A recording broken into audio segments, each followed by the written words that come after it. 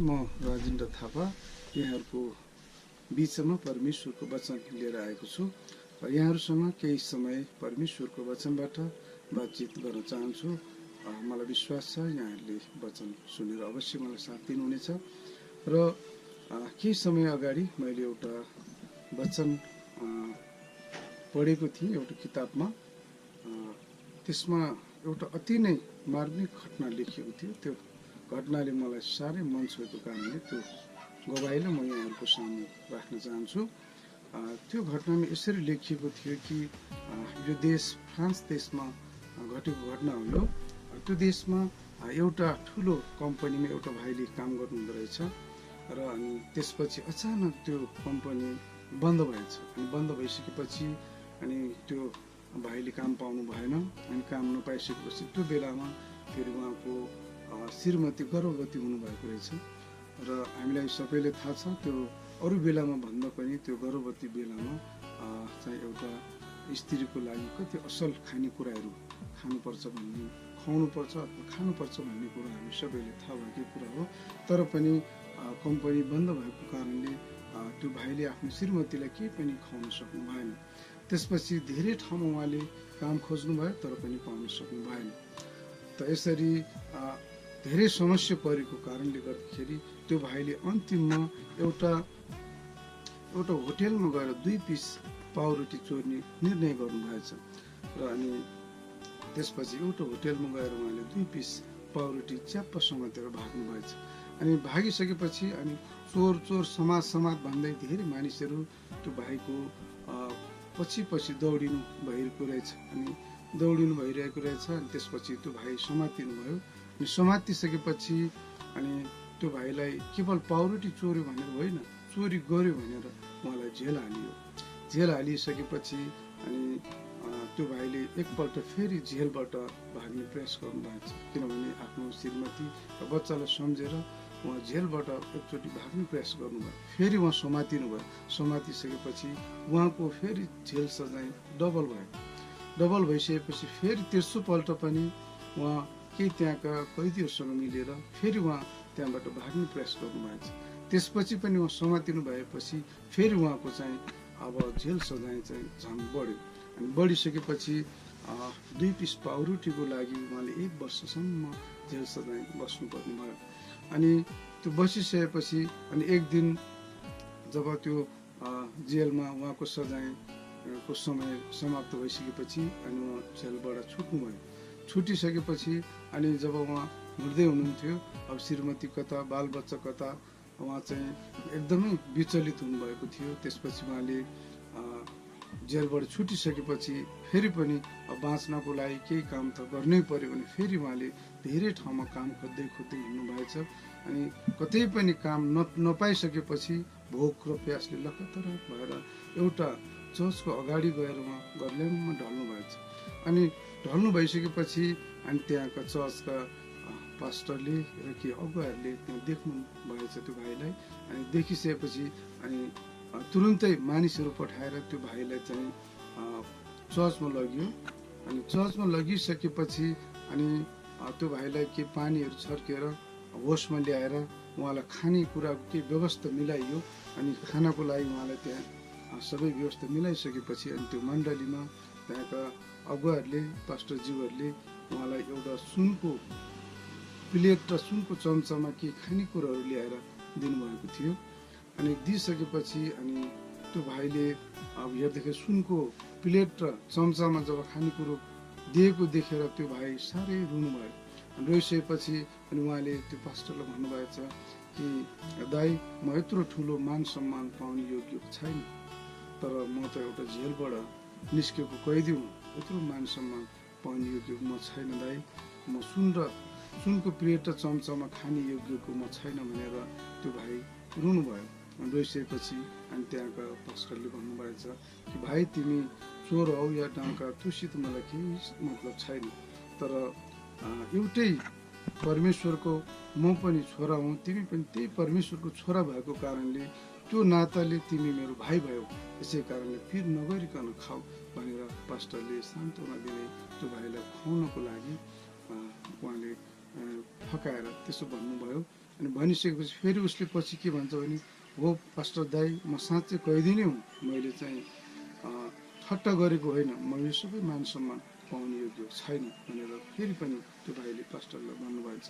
गइसकेपछि अनि फेरि पास्टरले भन्नुभएको छ कि स्वर्ग र पृथ्वी सृष्टि गर्नुहुने परमेश्वरले भाइ तिमीलाई पनि सृष्टि गर्नुभएको, मलाई पनि सृष्टि गर्नुभएको, कि त्यो नाताले तिमीहरू आफ्नै भाइ भयो। यसै कारण संसारको नजरमा तिमी चोर डाँका डकौती भलौ, तर मेरो नजरमा त तिमी आफ्नै भाइ हौ भनेर उहाँले तिमी भन्नुभयो र उहाँले चाहिँ तिमी पिर नगरिकन खाऊ भनेर उहाँलाई खाना दिनुभएछ।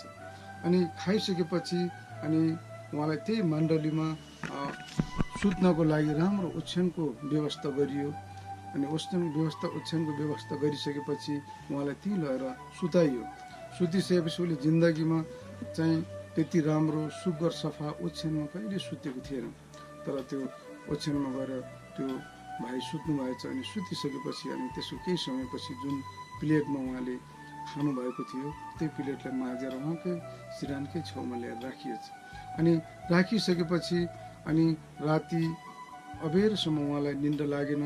अनि निन्द्रा नलागिसकेपछि उहाँको मनमा विभिन्न किसिमका विचारहरू आउन थाले। अनि त्यो भाइले यस्तो सोच्न थाल्नुभयो कि यो चम्चा र प्लेट यदि मैले चोरेर लगेँ भने त मेरो सबै समस्या समाधान हुने थियो। तर फेरि एक मनले भन्दो रहेछ होइन, मलाई यसरी खाना दिएर यत्रो प्रेम गरेको ठाउँ मैले यस्तो गर्नु हुँदैन। अनि एक मनले भन्दो रहेछ भने अर्को मनले चाहिँ भन्दो रहेछ कि मैले यो चोरेर लगेँ मेरो सबै समस्या समाधान हुनेछ भनेर उहाँले चाहिँ अन्तिममा त्यो चम्चा र प्लेट चोरेरै लानुभयो। अनि चोरेर लगिसकेपछि उहाँले त्यो चम्चा र प्लेट बेच्नु भनेर एउटा साउकोमा लानुभएछ। अनि लगिसकेपछि त्यो प्लेटमा चर्चको फोन नम्बर र चर्चको नाम लेखेको छ भन्ने कुरो त्यो भाइलाई थाहा भएन छ। अनि जुन व्यक्ति कहाँ उहाँले लिएर जानुभएको थियो तुरुन्तै त्यो नम्बरमा चाहिँ फोन गरेर लानुभएको छ। अनि त्यो नम्बरमा फोन गरिदिएछ र अनि पुलिस बोलाएर त्यो भाइलाई समात्न लगाइयो।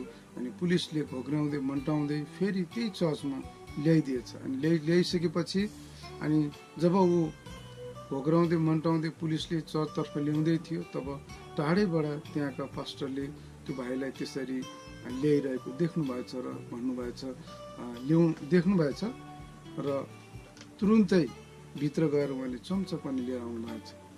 अनि ल्याइसकेपछि अनि उहाँले भन्नुभएको छ कि तपाईँले हिजो हतारमा प्लेट चाहिँ लानुभएछ तर चम्चा चाहिँ बिर्सिनु भएछ, लाउनुहोस् यो चम्चा पनि लिनुहोस् भनेर त्यो भाइलाई उहाँले चम्चा पनि ल्याएर दिनुभयो। अनि दिइसकेपछि अनि पुलिस पनि छक्क पर्यो। हेर्नुहोस् है, पुलिस पनि छक्क पर्यो। अनि छक्क परेर के उहाँले चोरेर लगेको होइन भनेर भन्दाखेरि होइन, यो त उहाँको आफ्नै बुवाको सम्पत्ति हो, यसै कारण यसको खाँचो थियो उहाँलाई, त्यही भएर उहाँले लिएर जानुभएको हो।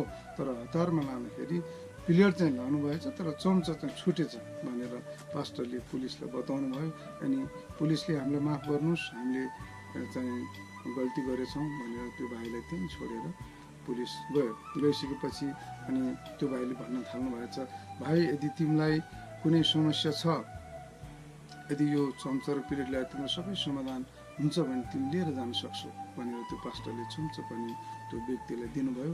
तर त्यो व्यक्तिले रुँदै के भन्यो भने दाइ मलाई माफ गर्नुहोस्, किनभने मलाई अब यो चम्चा प्लेट केही पनि चाहिँदैन। कि मैले के सोचेको थिएँ भने संसारमा सबै चोरै चोर ढाकै ढाका ठगै ठग हुन्छन्, कसैले कसैले प्रेम गर्दैनन्, कसैले कसैलाई माया गर्दैनन् भन्ने मैले सोचेको थिएँ। तर आज मलाई थाहा भयो कि यो संसारमा तपाईँहरू जस्तो असल र गुनिलो व्यक्ति पनि हुनुहुँदो रहेछ भन्ने कुरो आज मलाई थाहा भयो दाइ, अब मलाई केही चाहिँदैन, तपाईँ नै लिनुहोस् भनेर अनि त्यो भाइले विश्वास गरेर त्यही दिन प्रभुलाई ग्रहण गरेर विश्वास गर्नुभयो। र यसरी उहाँले प्रभु येशू ख्रीष्टलाई पाउनु भएको गवाई सुन्दाखेरि यो गवाईले मलाई साह्रै नै छोएको कारणले यहाँहरूसँग पनि मैले यो गवाई सेयर गर्न चाहेको हुँ। अब हामी वचनबाट केही हेर्नेछौँ। त प्रिय श्रोता, हामीले जहिले पनि यदि त्यो पास्टरले जस्तै प्रेम यदि मानिसहरूलाई देखाउन सक्यो भने धेरै मानिसहरूले प्रभुलाई चिन्न सक्नेछ। सायद त्यो पास्टरज्यूले परमेश्वरको वचनलाई सम्झेको हुनुपर्छ कि वचनमा एक ठाउँमा लेखिएको छ कि यदि कसैले तिम्रो दौरा लान्छ भने त्यसलाई तिम्रो खास्टो पनि दिइहाल। भनेर बताउनु भएको छ। त उनले कसैले सुनको प्लेट त्यो कैदीले लग्यो तर उसले चम्चो पनि दिएर पठाए। त्यसरी सुन होस् या खास्ट होस्, जुनै पनि कुराहरू यदि हामीले वचनअनुसार गर्न सक्यौँ भने धेरै व्यक्तिहरूलाई हामीले परमेश्वरको प्रेम देखाउन सक्यौँ भने धेरै व्यक्तिहरूले परमेश्वरलाई चिन्नेछन्, उनीहरूको आत्मा चाहिँ बाँच्नेछ। त्यसै कारणले सबै संसारमा परमेश्वरलाई नचिनेका मानिसहरू सबै उडौ पुत्र जस्तो सबै खतम भएर सम्पत्ति सकाएर सबै व्यक्तिहरूलाई आज माया र प्रेमको आवश्यकता परेको छ, जुन कैदीलाई त्यो पास्टरले देखाउनु भएको थियो। त यसरी म तपाईँलाई वचन देखाउन चाहन्छु। यूहन्ना 21:15 प्रभु येशूले बताउनु भएको छ, यहाँ माथि शीर्षकमा लेखिएको छ कि पत्रुसलाई येशूको अन्तिम सन्देश, अन्तिम आदेश।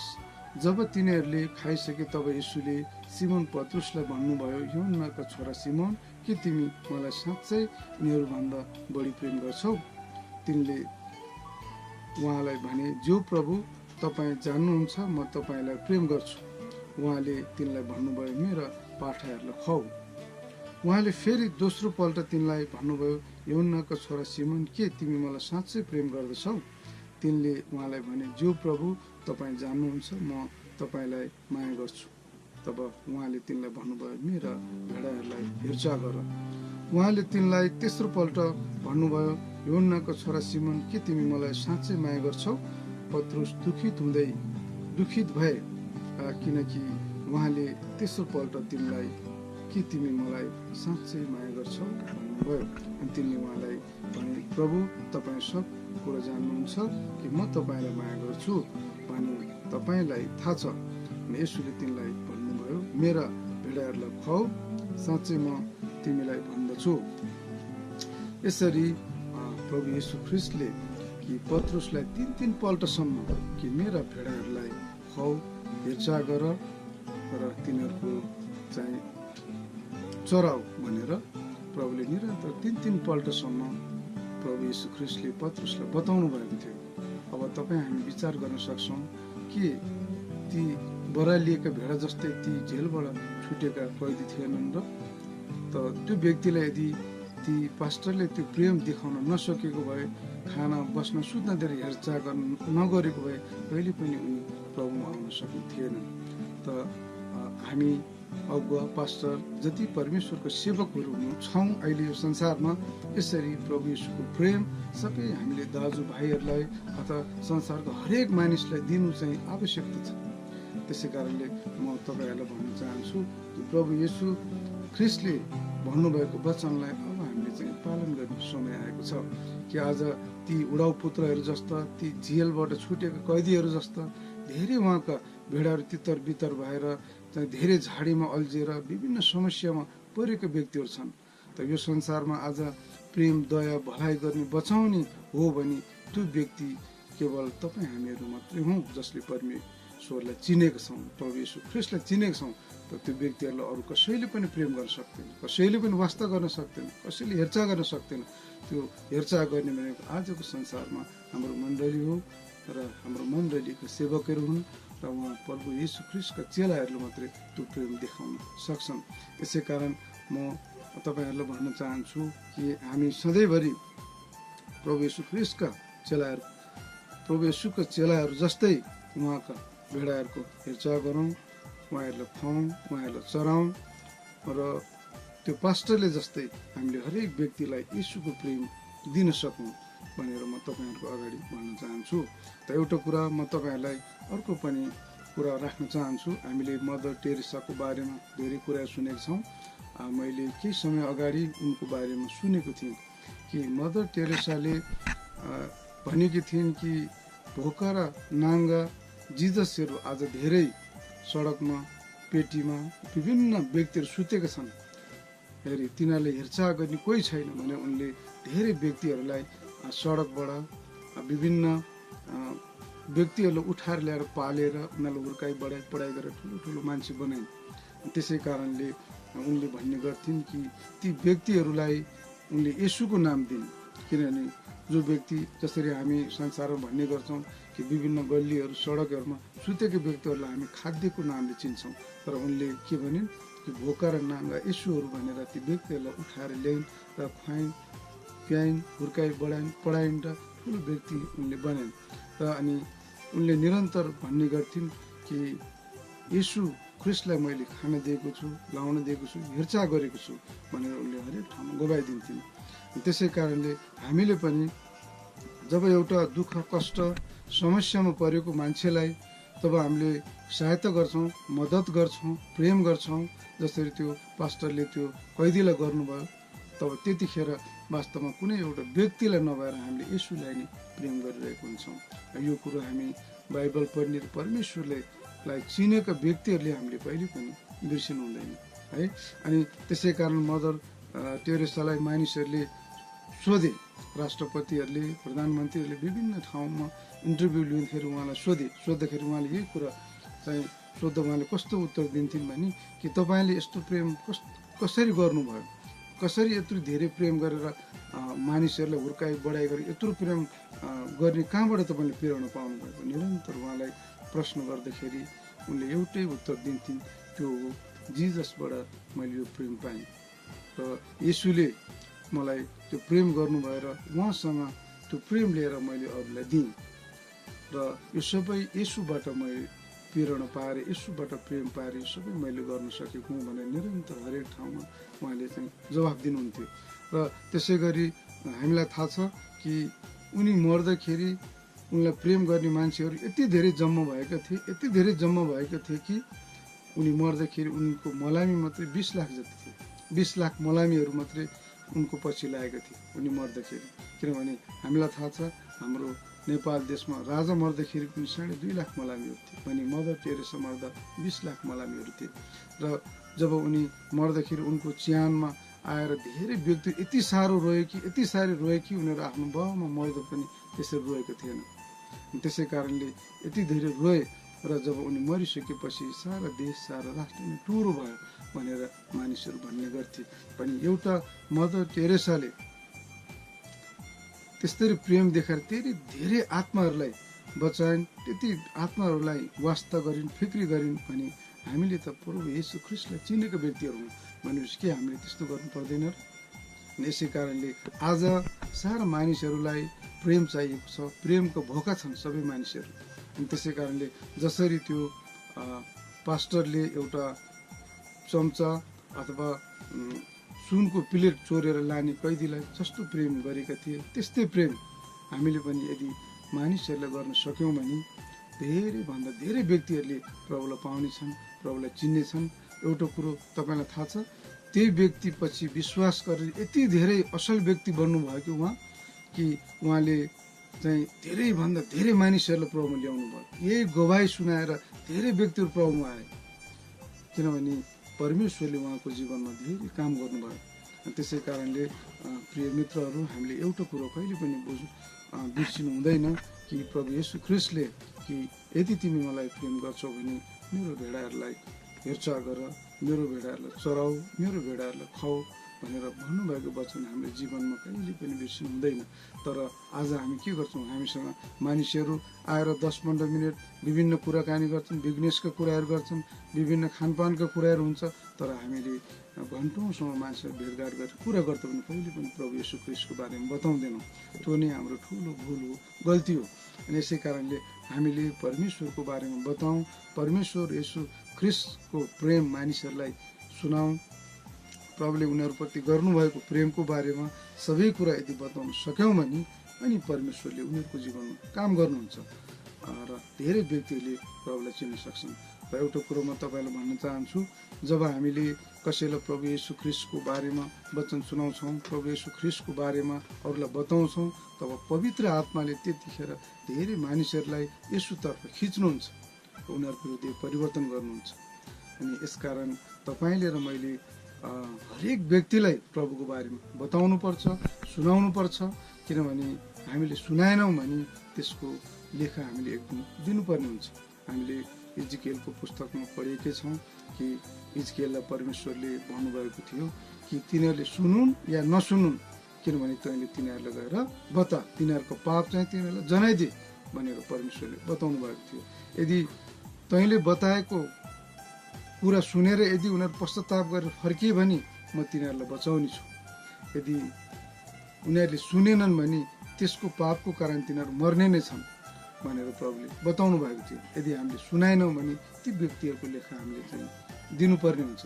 यसै कारण म तपाईँहरूलाई यही बताउन चाहन्छु कि हामीले प्रभु येशू ख्रीष्टको बारेमा बताउँ र पत्रुसलाई जस्तै तपाईँलाई र मलाई पनि आज प्रभुले यही भन्दै हुनुहुन्छ कि के तिमी मलाई साँच्चै प्रेम गर्छौ भने मेरो भेडाहरूलाई खुवाऊ, चराऊ, हेरचाह गर भनेर निरन्तर भन्दै हुनुहुन्छ। यो वचन पत्रुसलाई मात्रै होइन, आज तपाईँलाई र मलाई पनि प्रभु येशू ख्रीष्टले भन्नुभएको हो।